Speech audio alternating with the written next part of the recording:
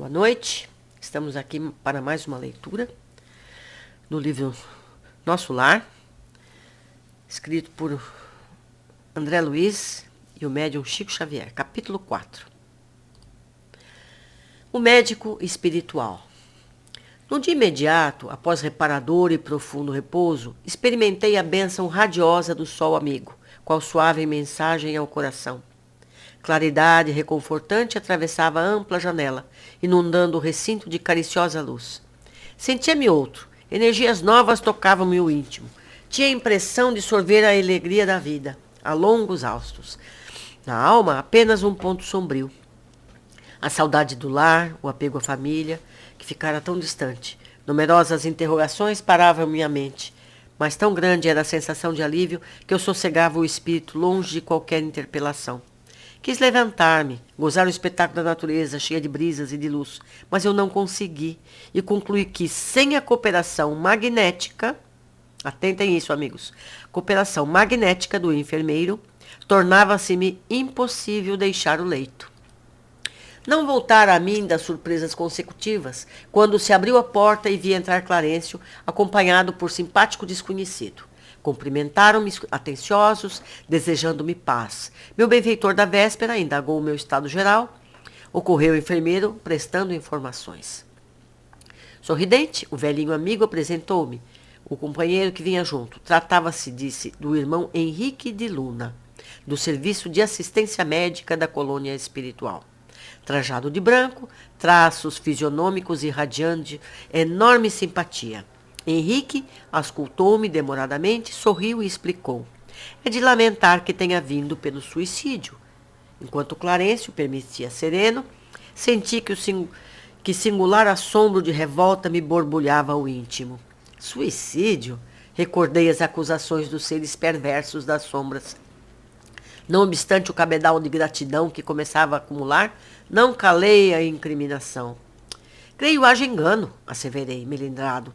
Meu regresso do mundo não teve essa causa. Eu lutei mais de 40 dias na casa de saúde, tentando vencer a morte. Sofri 2 operações graves devido à oclusão intestinal.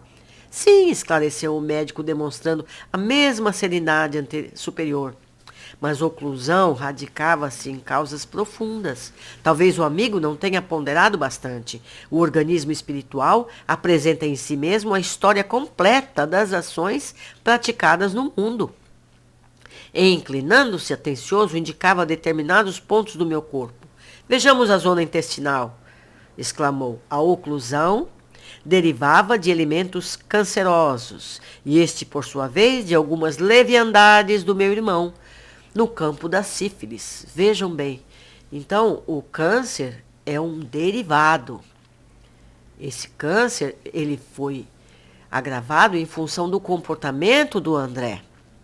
Seguindo com a explicação do médico, a moléstia talvez não assumisse características tão graves se o seu procedimento mental no planeta estivesse enquadrado nos princípios da fraternidade e da temperança.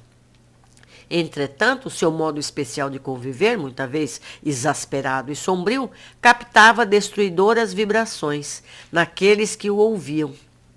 Nunca imaginou que a cólera fosse manancial de forças negativas para nós mesmos? A ausência de autodomínio, a inadvertência no trato com os semelhantes, os quais muitas vezes ofendeu sem refletir, conduziam-no frequentemente à esfera dos seres doentes e inferiores. Tal circunstância agravou de muito o seu estado físico. Depois de longa pausa, em que me examinava atentamente, ele continuou. Já observou, meu amigo, que o seu fígado foi maltratado pela própria ação? Que os rins foram esquecidos com terrível menosprezo das dádivas sagradas? Singular desapontamento invadia meu coração. Parecendo desconhecer a angústia que me oprimia, continuava o médico esclarecendo. Os órgãos do corpo somático possuem incalculáveis reservas, segundo os desígnios do Senhor. O meu amigo, no entanto, iludiu excelentes oportunidades, desperdiçando patrimônios preciosos da experiência física. A longa tarefa que lhe foi confiada pelos maiores da espiritualidade superior foi reduzida a meras tentativas de trabalho, que não consumou. Todo o aparelho gástrico foi destruído a causa de excessos de alimentação em bebidas alcoólicas, aparentemente sem importância. Devorou-lhe a sífilis, energias essenciais. Como vê, o suicídio é incontestável. Meditei nos problemas dos caminhos humanos, refletindo nas oportunidades perdidas. Na vida humana, consegui ajustar numerosas máscaras ao rosto, talhando-as conforme as situações. Aliás, não poderia supor noutro tempo que me seriam pedidas contas de episódios simples que costumava considerar como fatos sem maior significação. Conceituar até ali os erros humanos segundo os preceitos da criminologia. Todo acontecimento insignificante, estranho aos códigos, entraria na relação de fenômenos naturais. Deparava-me, porém, agora, outro sistema de verificação das faltas cometidas. Não me defrontaram tribunais de tortura, nem me surpreendiam abismos infernais. Contudo, benfeitores sorridentes comentavam minhas fraquezas como quem cuida de uma criança desorientada, longe das vistas paternas. Aquele interesse espontâneo, no entanto, feria minha alma de homem, talvez que, visitado por figuras diabólicas a me torturarem de tridente nas mãos, encontrasse forças para tornar a derrota menos amarga. Todavia, a bondade exuberante de Clarencio, a inflexão de ternura do médico, a calma fraternal do enfermeiro, penetravam-me fundo no espírito. Me dilacerava o desejo de reação, doía-me de vergonha, e chorei. Rosto entre as mãos, qual menino contrariado, e infeliz pus-me a soluçar com a dor que me parecia irremediável. Não havia como discordar. Henrique de Luna falava com sobejas razões. Por fim, abafando os impulsos vaidosos, reconhecia a extensão das minhas leviandades de outros tempos. A falsa noção de dignidade pessoal cedia terreno à justiça. Perante a minha visão espiritual, só existia agora uma realidade torturante. Era verdadeiramente um suicida. Perdera o ensejo precioso da existência humana. Não passava de náufrago a quem se recolhia por caridade. Foi então que o generoso Clarencio, sentando-se no leito ao meu lado, afagou-me paternalmente os cabelos e falou comovido. Oh, meu filho, não te lastimes tanto. Busquei-te atendendo à intercessão dos que te amam, dos planos mais altos. Tuas lágrimas atingem seus corações.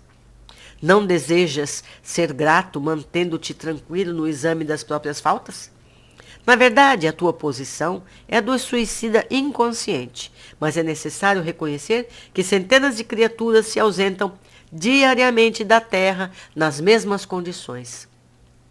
Acalma-te, pois, aproveita os tesouros do arrependimento, guarda a bênção do remorso, embora tardio, sem esquecer que a aflição não resolve problemas.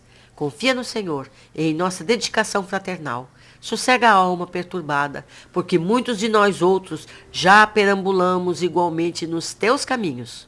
Ante a generosidade que transbordava dessas palavras, mergulhei a cabeça em seu colo paternal e chorei longamente. O que nós observamos nesse capítulo? Primeiro, a cooperação magnética. Todos nós podemos exercer esse dom. Todas as pessoas podem dar passe. Todas as pessoas que amam o seu semelhante podem ser capazes dessa doação fluídica, que pode ser pessoal, sua, magnética, como pode ser também mediada por espíritos mais elevados, que vêm cooperar nesse passe. Então, o passe pode ser espírita e magnético. Só um ou só outro. Então, vamos estudar o assunto. Se vocês quiserem, eu posso cooperar com algum material. Vemos que as técnicas de passe magnético é constantemente aplicada nos pacientes do nosso lar, como terapia de cura e reconforto de energias. Nas obras de Kardec, as referências ao magnetismo estão amplamente relatadas e devem ser estudadas por todos. Segundo, o câncer. O que nós entendemos com as explicações? Entendemos aqui que a raiz da doença são nossos sentimentos, que desencadeiam a desorganização celular no corpo físico. Nossa tendência é culpar agressões alimentares ou ambientais para o câncer. Mas a fonte primeira está dentro de cada um de nós. Ou seja, um alimento equivocado, uma poluição, uma coisa desse tipo pode agravar o caso. Mas a raiz do problema está sempre dentro de cada um de nós. São os nossos pensamentos, nossas ações negativas que fazem com que essa semente venha a brotar. E os característicos ambientais vêm a agravar. Então, podem ser motivos também de encarnações anteriores, que deixaram marcas no nosso perispírito, e estas se manifestam estimuladas por nosso estado mental e espiritual. Culpas, mágoas, invejas, raivas e tantos outros sentimentos negativos servem de sustentação para as doenças. Esses comportamentos nós trouxemos de vidas passadas. Então, a gente tem que estar em constante vontade de se aprimorar. Não é fácil nos mantermos em equilíbrio, mas deve ser uma meta a ser atingida, mesmo que leve várias encarnações. Um balanço do nosso dia na hora de dormir pode ser uma ajuda. Nos corrigir e tentar sermos melhores no dia seguinte, e quem sabe até lhe pedir desculpas para alguém que ofendemos. E ainda, entender a ofensa que nós recebemos de alguém, porque a gente tem que entender que a gente também ofende os outros. Então, se a gente for mais delicado nisso, se a gente entender o próximo, isso também vai nos ajudar. Afinal, nós erramos o tempo todo e gostamos de ser perdoados. Vamos tentar ser mais compreensivo com as pessoas. Isso vai ser bom para a nossa saúde e bem-estar e nós seremos beneficiados. Vamos tentar encarar os outros e a nós mesmos da forma como Clarencio disse. Tratar a situação de André, não culparam, entenderam, pois todos vivemos dias de menos sabedoria. O resgate do André graças à prece. Isso é outro tópico importante. Nesse parágrafo, Clarencio diz que foi em socorro de André a pedido de alguém, aqui ele não diz quem, que se importava com ele. As lágrimas do André chegavam a essas pessoas, em plano mais alto ainda. O que temos aqui é o mais importante do que nos parece. O pensamento atravessa distâncias em frações de segundos. É a mesma rota da prece. Tudo que nós pensamos e sentimos é irradiado em direção de quem nós projetamos os pensamentos. Então, assim como as nossas preces chegam aos nossos protetores, nossos pensamentos menos dignos também chegam às pessoas a quem nós os dirigimos, afetando essas pessoas. Isso é muito sério. Temos que nos atentar para evitar esse tipo de atitude. Precisamos entender que o que pensamos, positivo ou negativo, se irradia e atinge as pessoas. A massa de pensamentos forma a atmosfera mental do lugar onde a gente está. Vocês já perceberam que às vezes a gente vai na casa de alguém e se diz, nossa, que energia boa que tem aqui? Ou então, nossa, que energia difícil. O que é isso? É o campo de energia do lugar onde a gente está. Aí entendemos que quando nos reunimos em grupo com determinada intenção, esses pensamentos se potencializam e ganham força, positiva ou negativa, orando ou maldizendo. Eu poderia ficar horas aqui falando sobre isso. A energia mental é fonte construtiva ou destrutiva. Há muitas ações que poderíamos tratar nesse tema, mas creio que deixei a ideia. Precisamos meditar mais a respeito e sermos mais responsáveis por nossos pensamentos. Quem sabe um dia nos encontramos para debater esse tema pessoalmente, certo? A gente combina.